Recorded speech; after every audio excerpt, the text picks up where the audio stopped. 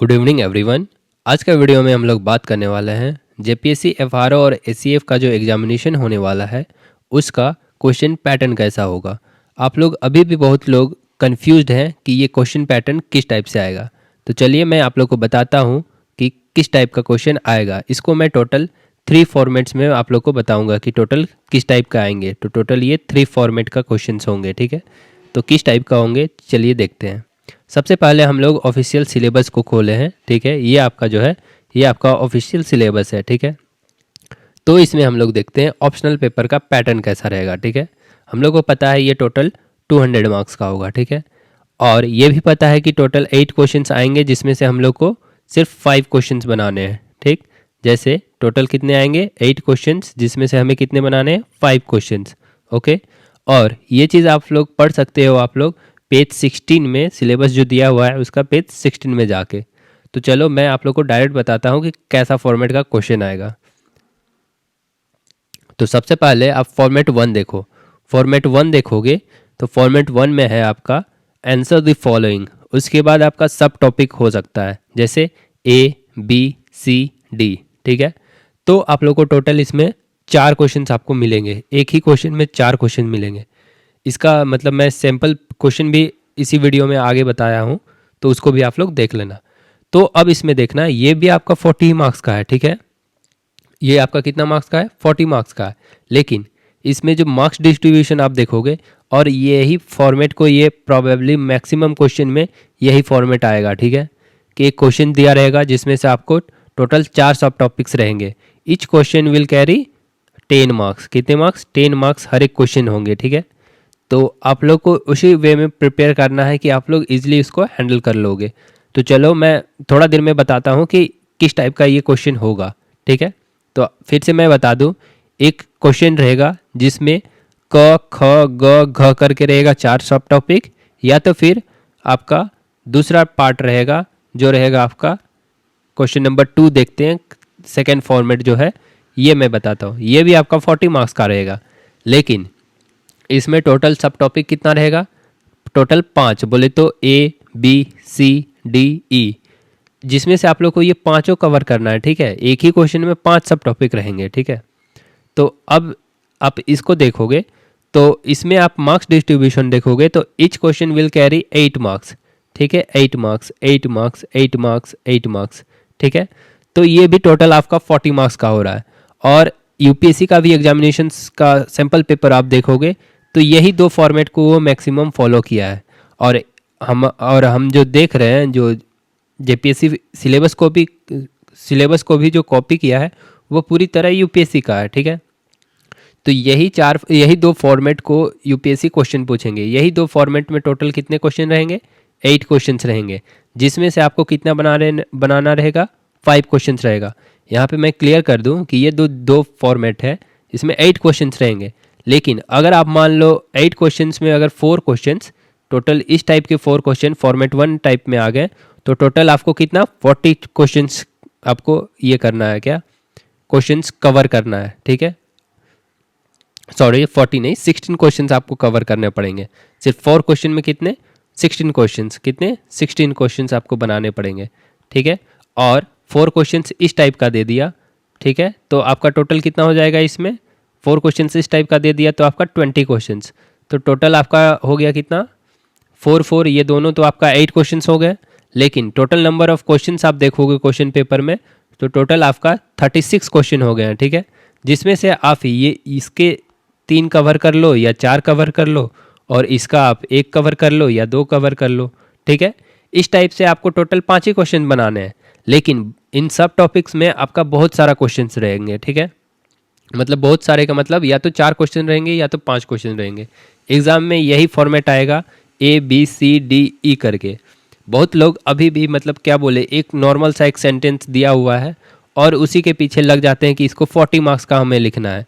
तो आपके पास उतना वर्ड नहीं होगा।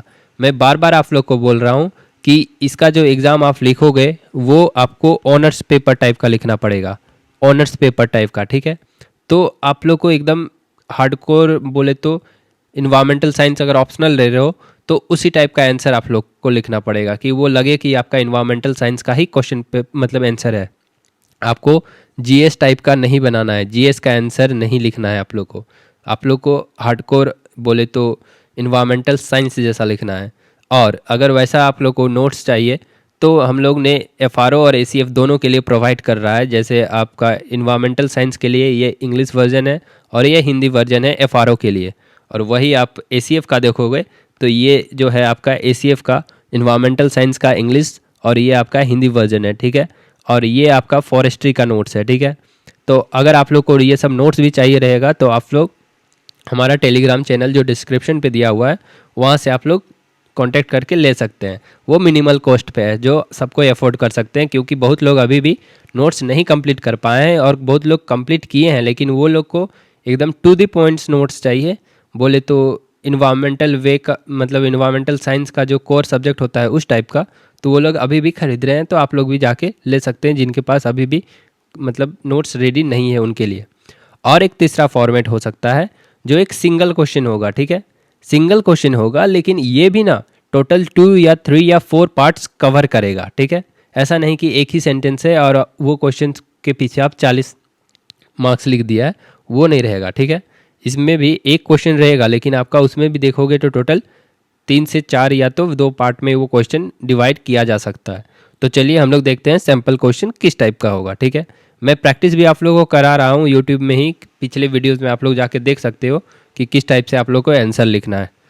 तो चलिए, और ज़्यादातर मैं इस फॉर्मेट का प्रैक्टिस करा रहा था सो दैट कि आप लोग का प्रिपरेशन में थोड़ा और भी क्या बोले बूस्ट कर सको, ठीक है। मतलब किसी टाइप का भी क्वेश्चन फंसा है तो आप लोग इजीली कर लोगे।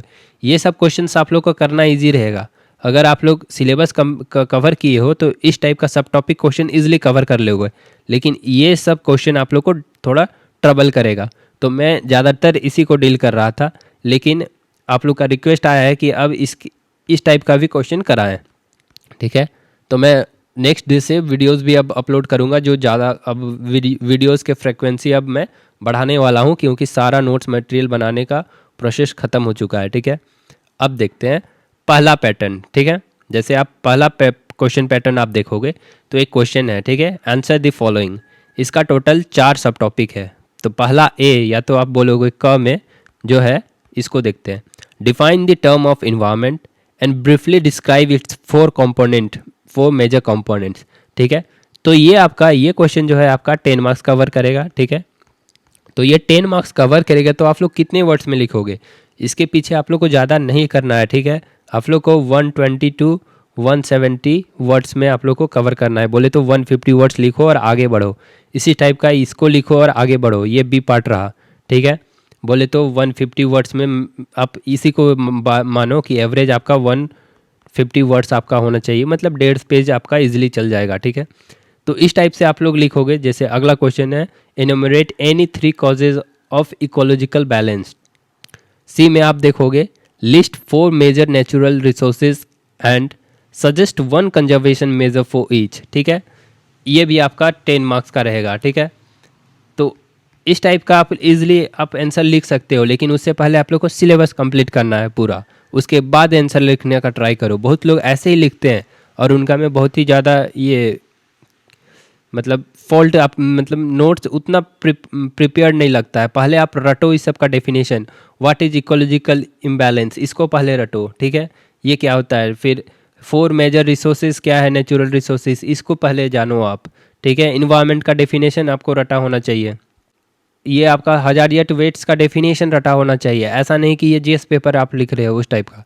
तो ये सब के लिए आप लोग ये दोनों बुक ले सकते हो, एफआरओ के लिए और ये आपका एसीएफ के लिए, ये तीनों है। एसीएफ के लिए फॉरेस्ट्री, इन्वायरमेंटल साइंस दोनों का मटेरियल है, और एफआरओ के लिए सिर्फ आपका इन्वायरमेंटल साइंस का है, ठीक है।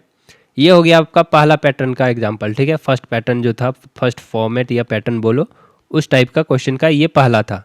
अगला पैटर्न का अगर आप देखोगे तो इसमें टोटल आपका 5 सब टॉपिक रहेंगे, ठीक है। A B C D E, ठीक है। ये भी आपका 40 मार्क्स का क्वेश्चन है, ठीक। ये आपका हर एक क्वेश्चन कितने मार्क्स का कवर करेगा, 8 मार्क्स का कवर करेगा। 8 मार्क्स, 8 मार्क्स, 8 मार्क्स, ठीक है, 8 मार्क्स। तो इसमें भी आप लोग को वर्ड्स कितने रखने पड़ेंगे, इस क्वेश्चन के लिए 120 वर्ड्स आप रखो एवरेज। या तो 10-20 आप आगे भी बढ़ जा सकते हो, या तो 5-6 पीछे भी रख सकते हो। तो इसका भी 120, इसका भी 120, ठीक है, इसका भी 120 वर्ड्स में आप लिखो, ठीक, इसका भी 120 वर्ड्स में लिखो। आप पैटर्न को समझो, ठीक है, ऐसा नहीं कि एक ही, जैसे आप लोग जो लिख रहे हो अभी तक मैक्सिमम टाइम मैं देख रहा हूँ कि एक क्वेश्चन दिया हुआ है define environment and briefly describe its major components, तो इसी में आप लोग 40 मार्क्स का लिखना चाह रहे हो। ये आपका ऑनर्स पेपर है, मतलब तो ऑप्शनल पेपर है, आपका जीएस टाइप का क्वेश्चन ये नहीं है। इसमें आपका लिमिटेड होता है, अनलिमिटेड आप लोग को नहीं लिखना है, ठीक है, बार बार बता रहा हूँ, ठीक। अब अगला क्वेश्चन पैटर्न देखते हैं, जो अगर आपका एक सिंगल लाइन क्वेश्चन रहा तो किस टाइप का रहेगा। तो इसको भी आप पढ़ोगे तो इसको भी आप डिवाइड कर सकते हो, जैसे explain the causes impacts and management of major global environmental problems, पहला तो ये सब टॉपिक रहा, ठीक है। दूसरा में इसी में देखोगे describe the key provisions of environmental laws of India, ठीक है। और एक इसी में है एडेड कि elaborate on the concept of sustainable development with special reference to mission life. तो इसमें भी आप देखोगे तो टोटल इसमें 3 सब टॉपिक है। पहला जो है एक यहाँ पे है, ठीक है, ये आपका टोटल 13 मार्क्स आसपास कवर करेगा, ठीक है। अगला आप क्वेश्चन देखोगे describe the key provisions of environmental laws of India, ये भी आपका 13 मार्क्स कवर करेगा। और ये जो आप देखोगे ये भी आपका 13 मार्क्स कवर करेगा, तो ये टोटल 39 मार्क्स हो गए हैं, ठीक है। तो ये भी आपका 40 मार्क्स का है, तो किसी में 1 मार्क्स आप ज़्यादा कर दो या कम कर दो, ठीक है। इस टाइप से आपका या तो 13.33 करो, 13.33, 13.33, इस टाइप का हर एक क्वेश्चन का मार्क्स डिस्ट्रीब्यूशन करके आपको लिखना है। एक छोटा सा सेंटेंस के पीछे आप लोग को भागना नहीं है। तो यही फॉर्मेट रहेगा। और मैं फिर से बता दूं, जो यूपीएससी जेपीएससी जो फॉलो करेगा वो आपका फॉर्मेट 1 और फॉर्मेट 2 को ही फॉलो करेगा, फॉर्मेट 3 बहुत ही कम चांसेस है, ठीक है। और इसका आंसर लिखना मतलब इजी होगा फॉर्मेट 1 और फॉर्मेट 2 का, ठीक है। और यही दो फॉर्मेट में एग्जाम में आएंगे। इसके लिए मतलब आप लोग को एकदम कोर इन्वायरमेंटल साइंस का अगर आंसर लिख रहे हो तो उसी टाइप का आंसर लगना चाहिए, जीएस पेपर नहीं बनाना। चलिए फिर से हम लोग अगले वीडियो में मिलते हैं इसी टाइप का कुछ नॉलेज के साथ। और मैं अब से मतलब क्वेश्चन का प्रैक्टिस भी यूट्यूब पे जो करा रहा था उसको फिर से कंटिन्यू करूँगा। चलिए, थैंक यू।